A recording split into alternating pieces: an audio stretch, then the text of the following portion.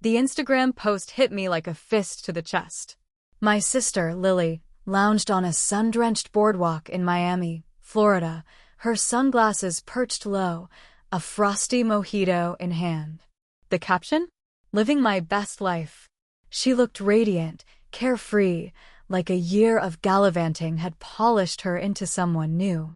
My name's Emma. That photo, that moment, was funded by my college fund. I can still pinpoint the day I learned it was gone. Mom called me to the kitchen, her voice soft, her eyes blank. Honey, we need to talk about Stanford. I'd just been accepted, ready to dive into environmental engineering, to change the world with clean energy. Big dreams. Expensive ones. She stirred her coffee, each clink of the spoon deliberate, mechanical. Lily needs this time to find herself. Miami, LA, maybe New York. It'll set her on her path. I whispered, my path's already set. We'd planned it for years, Mom, Dad, mapping out my future. You're strong, Emma, she said. You'll figure it out. That was 10 years ago. Now, I stand in my penthouse office in Seattle, floor-to-ceiling windows framing the city's skyline. The view cost more than a year at Stanford. The irony isn't lost on me. My assistant, Chloe, knocks lightly, tablet in hand. Your speech for the Clean Energy Expo is ready. Thanks, Chloe. Leave it on my desk. She pauses, shifting her weight. Your mom's called twice today. Of course she has. I haven't spoken to Susan in 6 months, not since that Christmas blowout when Lily unveiled her latest venture, some blockchain real estate scam that screamed her personality, flashy, hollow. Keep blocking her? Chloe asks. Yes. No. Wait. I pinch the bridge of my nose. What did she say? She sounded upset. Something about Lily. Always Lily. I turn back to the view, the city lights glinting like the empire I built from nothing. Student loans, late-night shifts, crashing on friends' couches, every sacrifice a brick in this tower. My company's reshaping solar energy storage, making it smarter, greener. A framed Stanford acceptance letter hangs on my wall, not a trophy but a scar. My phone buzzes. Voicemail. Emma, please, Susan's voice cracks through the speaker. It's Lily. She's in trouble. Real trouble. Call me. I delete it. The intercom crackles. Emma, your mom's here, Chloe says, her tone cautious. I check the security feed and freeze. Susan stands in the hallway, her coat damp from Seattle's drizzle, her designer bag scuffed. She's clutching the silver locket she wore the day she told me my college fund was gone. 10 years, and that locket still haunts me. Let her in, I say, smoothing my blazer. My reflection in the window is sharp power suit, flawless makeup, every detail controlled. They say success is revenge. I'm not so sure. I want justice. The elevator dings. Emma. Susan rushes forward, arms outstretched. I step back, keeping my voice steady. This is unexpected. I'm heading to a meeting. Please, she says, her fingers twisting the locket. It's urgent. Your dad's downstairs. Lily's in trouble. Serious trouble. I tilt my head. When isn't she? This is different. Her voice trembles. She could lose everything. We could lose everything. I walk to my desk, hit the intercom. Chloe, cancel my next meeting. Bring coffee. I gesture to the leather chairs across from me. Sit, Mom. Tell me everything. She sinks into the chair, relief flickering across her face. She thinks I'll fix this, that money solves all of Lily's messes. She doesn't know I've been watching, waiting. Doesn't know Chloe's been digging into Lily's deals for months. Doesn't know karma's been simmering and I'm holding the ladle. I lean back, my eyes steady. Start from the beginning. 10 years ago, I stood in our cramped kitchen in Portland, Oregon, the air heavy with the scent of Mom's chamomile tea. Susan's voice was gentle, but her words cut deep. Emma, sit down. We need to talk about Stanford. My acceptance letter was still pinned to the fridge, a beacon of hope. Environmental engineering. A chance to build a world powered by clean energy. I was 17, dreams bigger than the Pacific Northwest sky. She stirred her coffee, the spoon clinking like a metronome. Lily's struggling, honey. She needs time to find her way. We're sending her to explore Miami, maybe LA. It'll help her. I gripped the edge of the table. What about my plans? Stanford? We've been saving for years. Your college fund, she paused, her eyes avoiding mine. We had to use it. For Lily. The room's fun. All of it. She nodded, her locket glinting under the fluorescent light. You're responsible, Emma. You'll find a way. I whispered, I'm 17. That night I lay awake, staring at the ceiling. My future, my dreams, funneled into Lily's journey. She'd always been the golden child, charming, reckless, always needing space to shine. I was the steady one, the one who didn't need coddling, the one they assumed could handle it. I did handle it, but it cost me. I deferred Stanford, took out loans that felt like chains. 3 jobs: barista at dawn, tutor in the afternoons, cleaner at night. I'd mop community college hallways at 2 a.m., the smell of bleach burning my nose, my textbooks open on a folding chair. I lived on instant noodles, slept on friends' couches when rent was late. Every rejection letter, every missed opportunity, fueled me. Lily sent postcards. Having the time of my life in Miami, one red, with a photo of her on a yacht. I'd stare at it, imagining my tuition paying for those cocktails, those designer dresses. My parents never asked how I was managing. Never checked if I was eating. They'd call to gush about Lily's adventures, her growth. I stopped answering. By 22, I'd clawed my way through community college, then transferred to a state school. Not Stanford, but close enough. I graduated with honors, a degree in engineering, and a chip on my shoulder the size of Mount Hood. I started my company from a shared desk in a dingy co-working space, pitching solar storage solutions to skeptical investors. Every no was a reminder of that kitchen conversation. Every yes was a step toward proving them wrong. Now, in my Seattle penthouse office, I run my fingers along the framed Stanford letter on the wall. It's not a prize, it's a battle scar, a reminder of what was stolen, what I rebuilt. My company's changing the game, making solar energy reliable, accessible. I did it despite them. Because of them. Chloe's voice pulls me back. Coffee's ready, Emma. Your mom's waiting. I nod, staring at the skyline. Susan's here, begging for help, oblivious to the weight of that kitchen moment. She doesn't know I've carried it like a stone in my chest. Doesn't know I've turned that pain into power. I think of Lily's Instagram post, her smug smile, her best life. I think of the girl who cried in her childhood bedroom, the one who scrubbed floors to afford textbooks. That girl's gone. In her place is me, Emma, CEO, survivor. I walk toward the meeting room, my heels clicking on polished wood. Susan wants to talk about Lily's trouble. Fine. But this time, I'm not the one who'll bend. This time, I'm calling the shots. Chloe, I say, pausing at the door. Get me everything we have on Lily's latest venture. She nods, already tapping her tablet. On it. I take a deep breath. The past is a scar, but the future? That's mine to shape. The elevator dings, and Susan steps into my Seattle office, her coat still damp from the city's endless drizzle. Her silver locket catches the light, a ghost from that kitchen day 10 years ago. She looks smaller, her designer bag scuffed, her eyes red-rimmed. Emma, she says, her voice breaking as she reaches for me. I step back, my tone cool, professional. This is a surprise, Mom. I'm on my way to a meeting. Please. She clutches the locket, her fingers trembling. It's urgent. Your dad's waiting in the car. It's Lily. She's in trouble. I raise an eyebrow. When isn't she? This is different. Her voice cracks. She could lose everything. We could lose everything. I study her, the woman who once told me to figure it out when my Stanford dreams crumbled. Part of me wants to send her away, to let Lily drown in her own mess.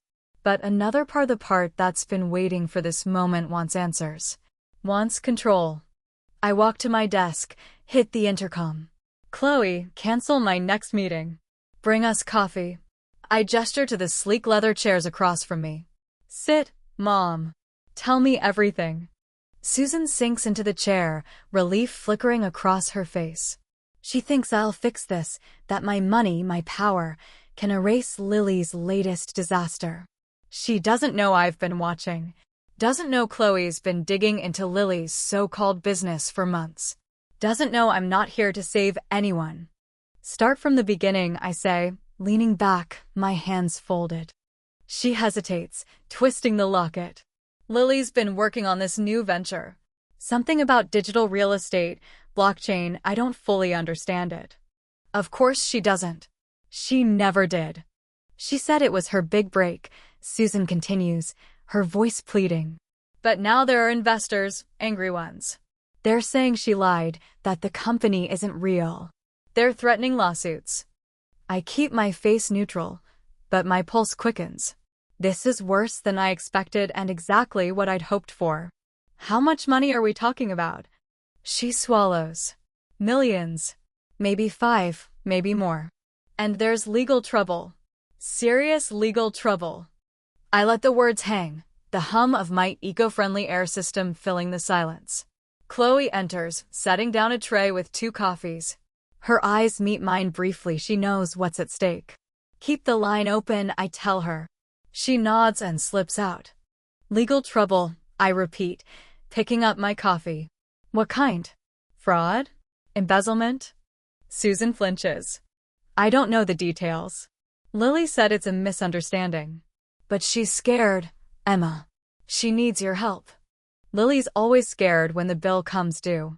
I set the cup down, the clink sharp. And you? Why are you here? Why not Dad? Your father's a wreck, she says softly. He's downstairs, too ashamed to come up. We thought you're successful. You've built all this. She gestures at the office, the skyline beyond. You could help her. I laugh, a short, bitter sound. Help her? Like you helped me when I was 17, scrubbing floors to pay for textbooks? Her face crumples. Emma, please. We didn't know it was that hard for you. You didn't ask. I stand, walking to the window. The Seattle skyline glitters, a testament to every sleepless night, every sacrifice. But now you're asking. For Lily. She's your sister, Susan whispers. I turn, my voice low. And I was your daughter.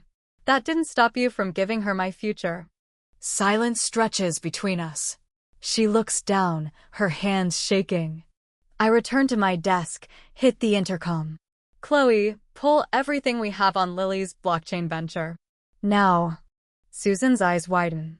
You've been investigating her? I smile, cold and sharp. I protect what's mine, Mom.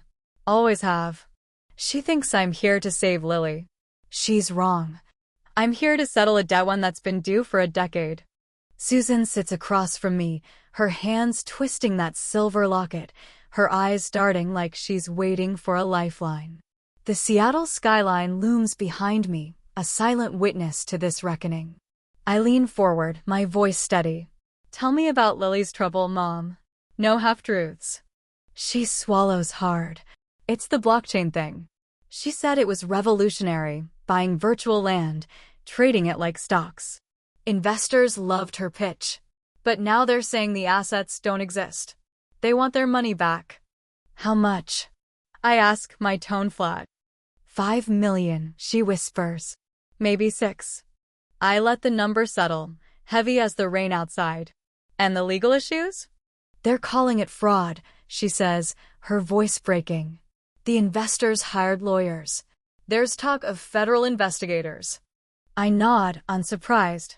Lily's always been a gambler, betting on charm to outrun consequences. Chloe slips back into the room, tablet in hand, her professional mask hiding the curiosity I know she feels. Everything you asked for, she says, placing the tablet on my desk. Stay, I tell her, then turn to Susan. You said Dad's downstairs. Call him up. I want to hear this from both of you. Susan hesitates, then pulls out her phone, her fingers trembling as she texts. Minutes later, the elevator dings and Michael shuffles in, his shoulders hunched, his face gray. He looks like a man who's aged a decade since Christmas. Emma, he mumbles, avoiding my eyes. Sit, I say, pointing to the chair next to Susan. Start talking. Michael clears his throat, his voice hoarse. It's complicated. Lily's company, Virtual Horizons, it was supposed to be her big break. She had investors from California to New York. But the deals went bad. The tech it wasn't ready. Wasn't ready? I raise an eyebrow. Or didn't exist? He flinches. Susan jumps in, defensive. She was trying to build something real, Emma. Like you did with your solar company. She just got in over her head. I laugh, sharp and cold. No, Mom. I built something real. Lily built a house of cards. I turn to Chloe. Show them. Chloe taps her tablet and a projector hums to life, casting a web of transactions across the office wall. Shell companies, fake contracts, money funneled through offshore accounts. This is Virtual Horizons, I say, pointing to the tangled lines. No employees, no office, no tech. Just Lily's promises and other people's money. Susan gasps, her hand flying to her mouth. Michael's face drains of color. This can't be right, he whispers. It's right, I say, my voice like steel. Chloe's been tracking Lily's deals for months. She's been using assets she doesn't own, signing deals she can't honor. Typical Lily, always one scam away from a win. Susan shakes her head, tears welling. We didn't know. You never do. I stand, pacing to the window. But you're both in this. You signed documents, didn't you? Loan agreements, maybe? Using the house as collateral. Michael's eyes widen. Just one loan, to help her get started. I turn, my gaze piercing. Are you sure it was just one? Silence. Susan clutches her locket, her knuckles white. I hit the intercom. Chloe, pull the property records for their Portland house. Already done, she says, swiping her tablet. Another image appears, 3 loan agreements, each with their signatures, each tied to the family home. That's impossible, Susan whispers. We only signed once. Digital signatures are easy to forge, I say, my eyes locked on hers. And Lily's good at getting what she wants. Michael slumps in his chair. We trusted her. Like you trusted her with my college fund. The words cut through the room, sharp as a blade. Susan sobs, but I feel nothing. 10 years of carrying that betrayal, and now it's their turn to face the truth. I'll help, I say, my voice calm, deliberate. But there are conditions. They lean forward, desperate. Anything, Michael says. First, I need everything: bank records, contracts, emails. No secrets. Second, Lily meets me here tomorrow. And third, I pause, letting the weight settle. You need to understand this comes with consequences. Real ones. Are you ready for that? They nod, too eager, too blind. They never listen. But I've been listening for a decade, and I'm done waiting. Rain streaks the windows of Rachel's law office in downtown Seattle, the city's gray haze matching the weight in my chest. Rachel, my lawyer, sits across from me, her desk buried under files Chloe sent over. She flips through pages, her expression grim. Lily's in deep, Emma. This isn't just bad business. It's criminal. I lean back, my power suit crisp despite the long day. How bad? Wire fraud, securities fraud, lying to banks. She slides a document toward me. Her company, Virtual Horizons, ran a Ponzi scheme with a tech twist. She used new investor money to pay old ones, all while pretending to build cutting-edge blockchain software. I scan the pages, numbers, dates, fake contracts. Sounds like Lily. Always selling dreams she can't deliver. Rachel nods. It gets worse. Your parents are tangled in this. They signed loan documents, likely without reading them. Technically, they're accomplices, but they're probably too naive to face charges. Still, they'll lose everything when this collapses. When I echo not if. My phone buzzes. A text from Chloe. Found something huge. Call me. Hold that thought, I tell Rachel, stepping into the hall. Chloe picks up on the first ring. That AI blockchain startup Lily claimed raised $8 million? It's a ghost. No employees, no office, just a flashy website and fake LinkedIn profiles. I press my forehead against the cool window, the city blurred by rain. Send it all to Rachel. Every detail. Back in the office, Rachel's already reading Chloe's email. This changes everything, she says, her voice sharp. We're beyond civil lawsuits now. This is federal territory. Good. The word slips out, cold and final. Rachel looks up, her eyes searching mine. Emma, slow down. Think about what you're doing. I'm thinking clearly. I sit, my voice steady. This isn't just about revenge. It's about stopping Lily before she drags anyone else down with her. She sighs, reaching for her coffee. Your family's going to implode. You sure you want to light the fuse? They stopped being my family the day they chose Lily's joyride over my education. I lean forward, my hands clasped. What's the plan? Document everything, Rachel says. Every transaction, every lie. Then we set up tomorrow's meeting with Lily and your parents. Offer help, but on terms they'll never accept. After that, we let the law take over. I nod, pulling out my phone to show her a text from Mia, the reporter. Ready to break the story. Tech fraud expose. Just say when. Rachel raises an eyebrow. Your ex, the journalist? You're playing with fire.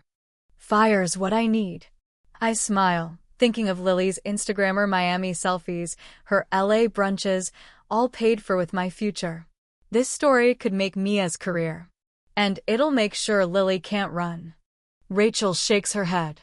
You've planned this for years, haven't you? 10 years is a long time to wait. I stand, smoothing my blazer. What happens when it's over?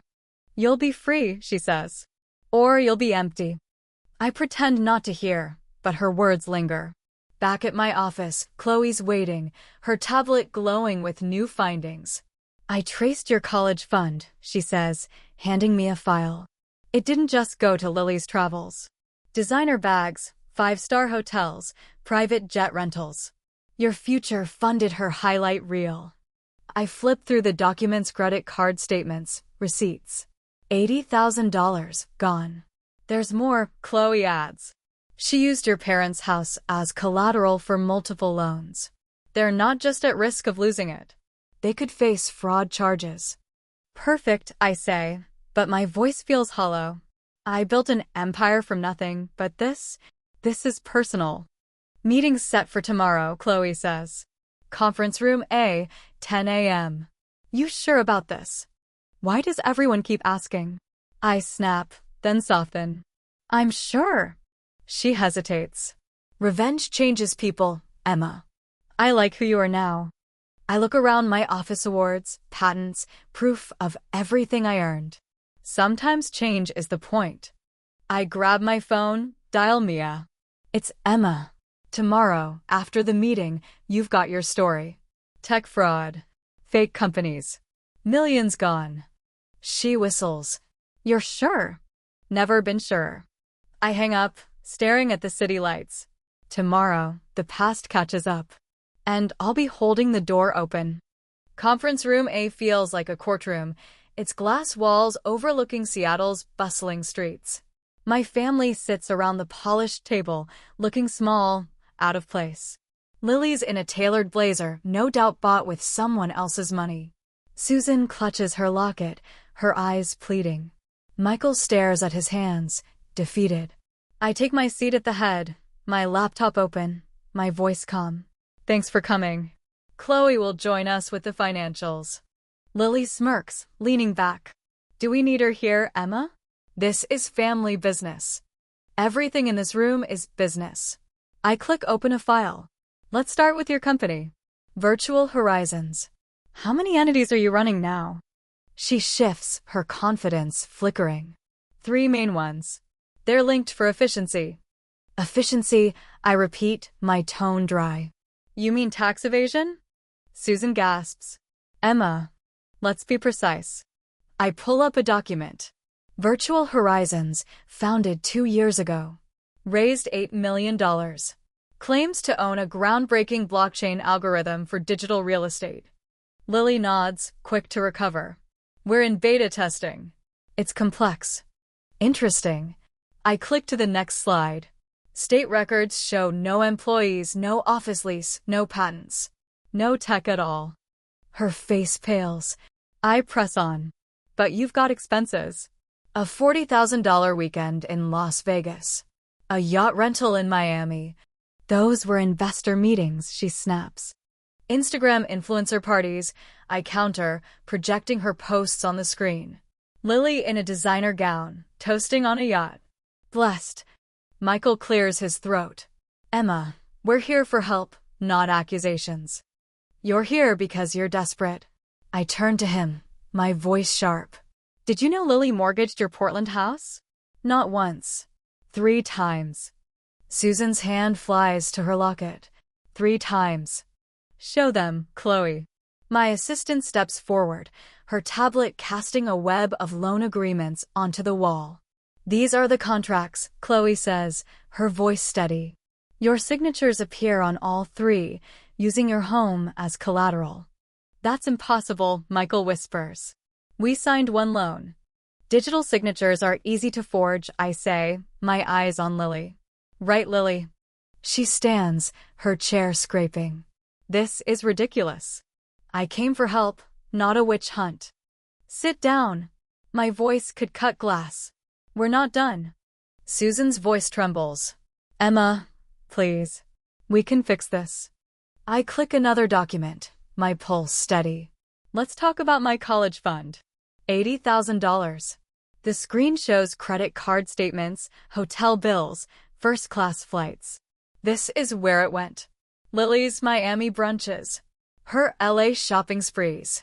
Images flash her Instagram posts, each a knife to my chest. Lily in a penthouse, a beach club, a private jet. Living my truth. That's old news, Lily snaps. I was young. So was I. I stand, my voice low, lethal. But only one of us got to chase their dreams. She laughs, bitter. Is that what this is? You're still mad about Stanford? No, I step closer, my eyes locked on hers. This is about consequences. I've contacted the SEC, the FBI.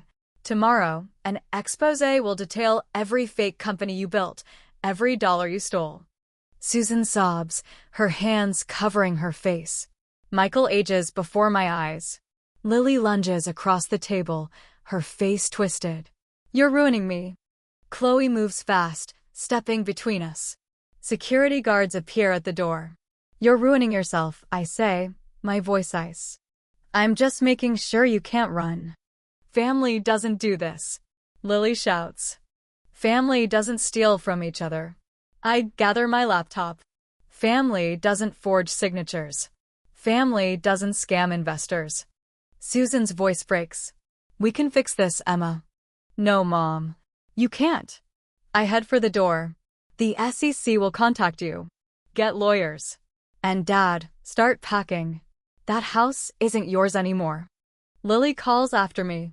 You're enjoying this, aren't you? I pause, my hand on the door. No, I don't enjoy this. But someone told me I'm responsible. Time to prove them right. Security escorts them out. Through the glass, I see them in the parking lot, gesturing wildly, unraveling. Chloe stands beside me. Mia's ready to run the story. Good, I say, turning away. Karma's just getting started. Morning light filters through my Seattle office windows, but the air feels heavy, charged. At 6 a.m., Mia's expose hits the internet. Tech startup fraud, a house of cards built on lies. The headline alone is a gut punch. I watch from my desk, the city waking below, as Lily's empire of deceit crumbles in real time. My phone buzzes relentlessly. Susan, Michael, unknown numbers. I ignore them all. Chloe rushes in, tablet glowing. It's everywhere, Emma. CNN, Forbes, local news. They're outside your parents' Portland house. I nod, pulling up a live feed. News vans clog their quiet street, reporters trampling the lawn I used to mow for pocket money while Lily tanned by the pool. The FBI's statement scrolls across the screen, investigating widespread securities fraud involving virtual horizons and related entities. Chloe flips on the TV. Lily's face fills the frame, standing outside her sleek San Francisco condo, her eyes wild. My sister's out to destroy our family, she says, her voice shaking with rehearsed outrage. She's jealous of my success. Success? I mutter, muting the volume. Show them your bank statements, Lily. A reporter's voice cuts through. Is it true you used investor funds for personal expenses? Like the Las Vegas penthouse suite. Another shouts, what about the Miami yacht rental? Lily backs toward her building. No comment. Talk to my lawyer. Does she have one? Chloe asks, her brow raised. Not yet, I say, my voice steady. She'll need one soon. My phone buzzes again. Mia. Lily called me, she says when I pick up. Offered the real story if I pulled the article. What did you say? Told her the truth is out. Recorded the call and sent it to the FBI. I smile, a rare warmth breaking through. Always the thorough reporter. She's desperate, Emma. Said some ugly things about you. Jealous, bitter, cold. Let her talk. I lean back, the city's skyline glinting. She's digging her own grave. Chloe switches channels. Now they're showing my company's headquarters, reporters swarming the entrance. Want to make a statement? She asks. No. Let them speculate. I turn to the window, watching the chaos unfold. My phone lights up with a text from Lily. A photo. Me at 18, in a janitor's uniform, mopping a community college hallway at 4 a.m. Another text follows. Remember this?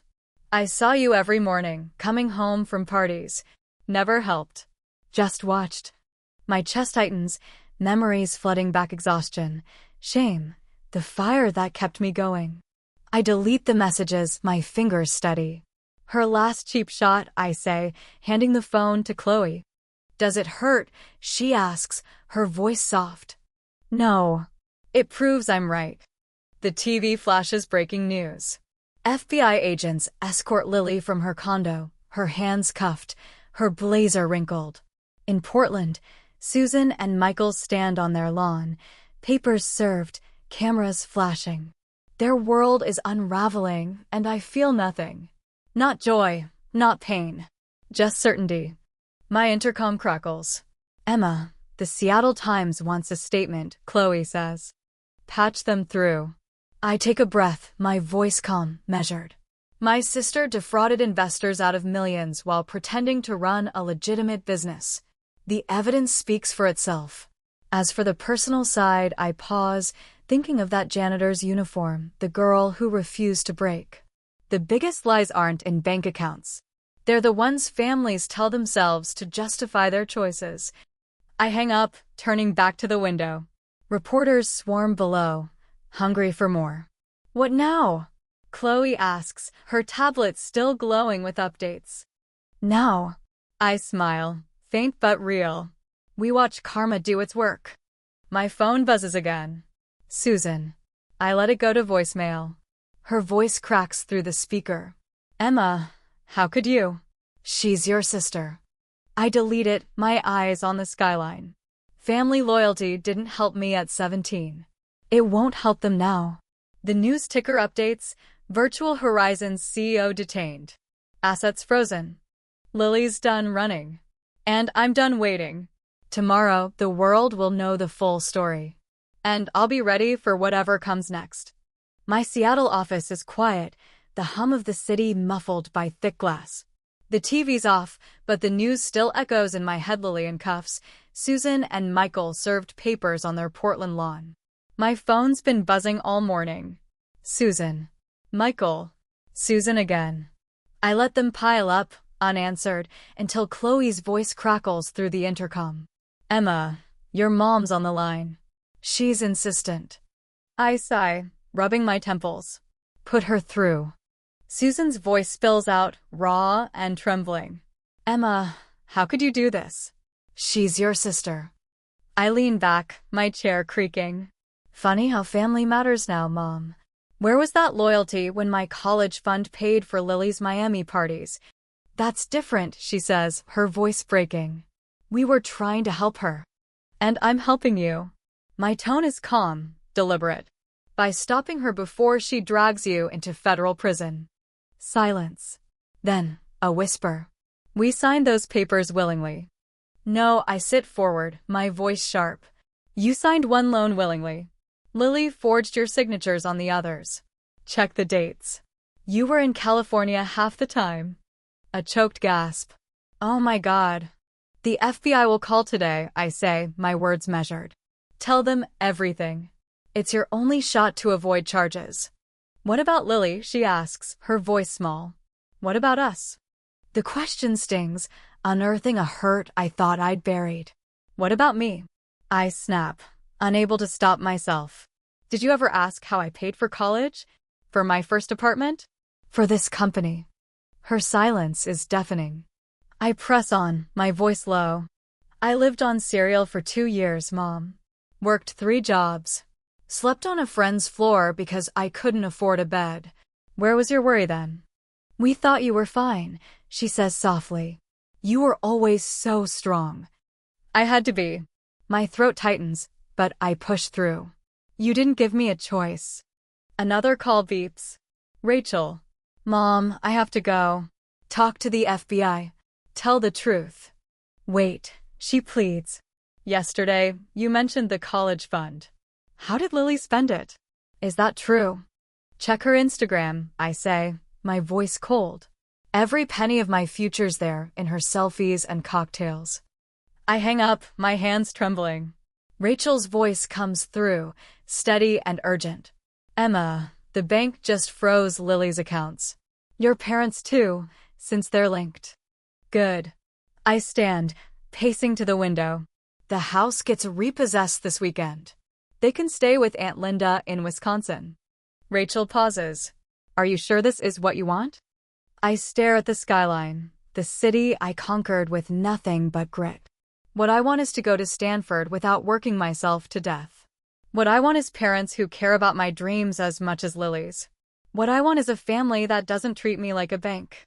My phone buzzes. A text from Chloe. Lily's trying to book a flight to Mexico. Not happening with frozen accounts. I smile, faint but real. She's trapped. Rachel clears her throat. Reporters are calling. What do I say? Tell them the truth. I think of Lily's Instagram, that Miami boardwalk, my future poured into her glass. Tell them karma doesn't expire. I hang up, the city lights flickering below. The news vans are still at my parents' house, cameras catching every tear, every plea. I watch, detached, as Susan clutches Michael's arm, their world collapsing. Chloe steps in, her tablet dark. You okay? I think of the girl who cried over a stolen future, the woman I became because of it. I'm fine, I say, my voice steady. Better than fine. My phone buzzes again. Michael. I let it go to voicemail. His voice is hoarse, broken. Emma, I'm sorry. About college. About everything. We thought we were doing right by Lily. We were wrong. I delete it, my eyes on the horizon. Apologies don't undo 10 years. But justice might. And for the first time, I'm the one holding the scales. The Seattle courtroom is smaller than I imagined, its wooden benches worn but polished. Lily sits at the defendant's table, her prison jumpsuit a stark contrast to the designer blazers she once flaunted. She doesn't look at me as the prosecutor reads her plea. Guilty, Lily says, her voice flat. The judge nods. The defendant will surrender all assets gained through fraud and serve a minimum of 5 years in federal prison. Susan sits in the back row, her face buried in a tissue, her sobs barely muffled. Michael stares at the floor, his hands clasped tight. I sit between Rachel and Chloe, my posture straight, my heart steady. Justice unfolds like a slow, deliberate tide. The judge turns to Lily. Anything to say before sentencing? She stands, her shoulders slumped. I'm sorry. To the investors. To my parents. She pauses, her eyes flickering toward me. To my sister. I don't react. Chloe squeezes my hand under the table, her touch grounding me. The gavel falls, and it's done. 5 years. A lifetime too late for apologies. In the hallway, Susan intercepts me, her eyes red, her locket gone. Emma, please. We're moving to Wisconsin next week. Can we talk? About what? My voice is calm, cutting. How you're crashing with Aunt Linda because you lost the house. Or how you covered for Lily until she destroyed herself. It's about family, she pleads. Family? I laugh, sharp and hollow. Last week, I started a scholarship fund. For kids whose families betrayed their dreams. That's my family now. Michael steps closer, his face etched with lines I don't remember. A scholarship? What's it called? The Hope Fund. I smooth my jacket, my voice steady. Because sometimes karma needs a push. They flinch, but I turn away, Rachel guiding me toward the courthouse steps. Reporters wait outside, cameras flashing, mics thrust forward. Rachel steps up, her voice clear. My client has no comment on the trial. She's announcing a $1 million grant to the Hope Fund, supporting students denied their education.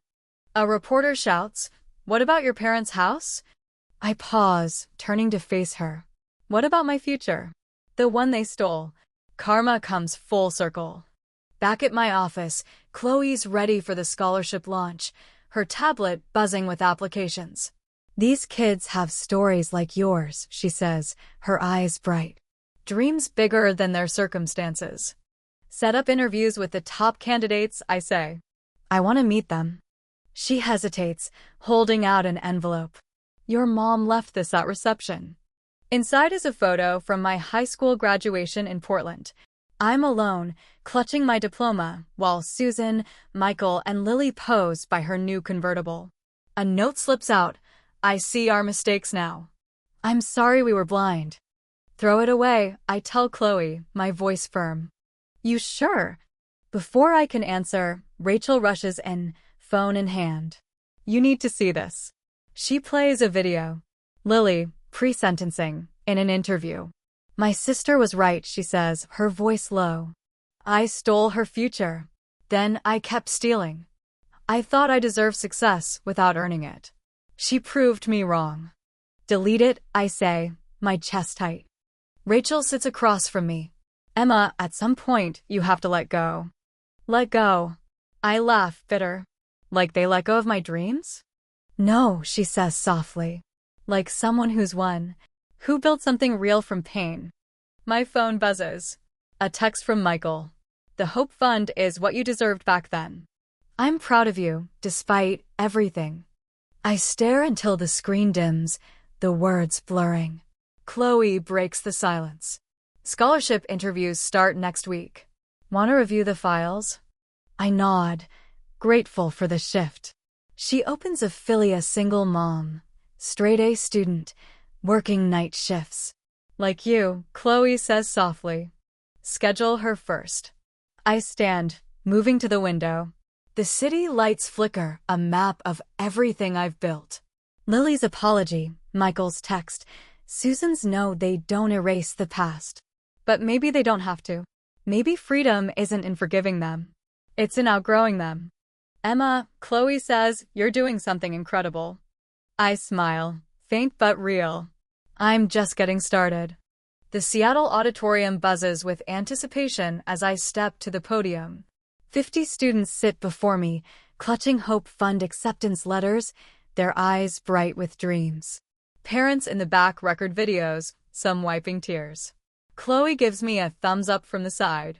Rachel nods, her smile warm. I grip the podium, my voice steady. Welcome. You're here because someone said your dreams weren't worth betting on. They were wrong. I scan the crowd, my story spilling out. A stolen college fund. Nights cleaning classrooms, surviving on coffee and grit. Building a solar energy empire from a borrowed desk. I was you once, I say, my voice catching. Fueled by a fire to prove them wrong. A flicker at the entrance catches my eye. Susan and Michael slip in, hesitating by the door. I didn't invite them. I push on, my tone firm. This isn't about revenge. It's about justice. About making sure no one has to beg for their dreams. In the front row sits Elena, the first recipienta single mom, straight-A student, night shift worker. Her daughter doodles beside her, unaware of the weight of this moment. Today, I say, you're not just getting tuition. You're getting trust. Belief. What I fought for. A hand rises. A student, Claire, speaks up. Is it true the fund comes from your sister's settlement? I catch Susan's eye across the room, her face tight. Yes, I say, my voice clear. Sometimes karma arrives in unexpected ways. The ceremony ends, and Elena approaches, her daughter tugging her hand. Thank you, she whispers, hugging me. This changes everything. No, I say, smiling. You changed everything. We're just clearing the path. As the crowd thins, Susan and Michael step forward. Michael's in a worn jacket, Susan without her locket. That was powerful, Michael says, his voice low. Why are you here? I ask, my tone neutral. Saw the announcement in the paper, Susan says, twisting her hands. We had to see it. Michael nods. This is real success, Emma. Not Lily's fake companies. Something that helps people. Bit late for that, I say, my voice sharp. Susan's eyes soften. Watching you up there, I finally got it. You didn't just win. You turned our mistakes into something good. Chloe appears, her tablet under her arm. The Times reporter's waiting. 1 minute, I say, then turn to my parents. They start to leave, but I call out, wait. They freeze. I take a breath. The next scholarship round focuses on Wisconsin students. Since you're there now, maybe you can help review applications. Susan's eyes well up. You mean it? Don't make me regret it, I say, my voice firm. We won't, Michael says, his tone resolute. Not again. They leave, and Rachel walks with me. That was unexpected, she says. They don't get a free pass, I say. But maybe they can stop other parents from screwing up. She hands me her phone, an email from Lily's prison account. Sis, watched the ceremony live stream. I see what you built while I faked it. When I'm out, maybe I can warn kids about my path. Proud of you. Lily. Delete it? Rachel asks. I stare at the words, a fragile bridge from behind bars. No, I say. Keep it. Maybe karma isn't just punishment. Maybe it's transformation. The reporter approaches, notebook ready. Miss Thompson, what's next for the Hope Fund? I look at Elena, at the students clutching letters, at dreams taking root. The future's here, I say. In every kid who refuses to let betrayal define them. In every story that turns pain into purpose. I think of my parents in Wisconsin, of Lily watching from her cell, of the girl who scrubbed floors at 18. Family isn't just blood, I say. It's the people who believe in you when your own don't. It's the dreams you build from ashes. I pause, my voice softening. Revenge isn't destruction. It's creation. Building something so bright, even those who hurt you see you are worth their faith. The reporter scribbles, but I'm already looking ahead. The Hope Fund's just the start. Pain forged me, but purpose freed me. And that's better than any revenge.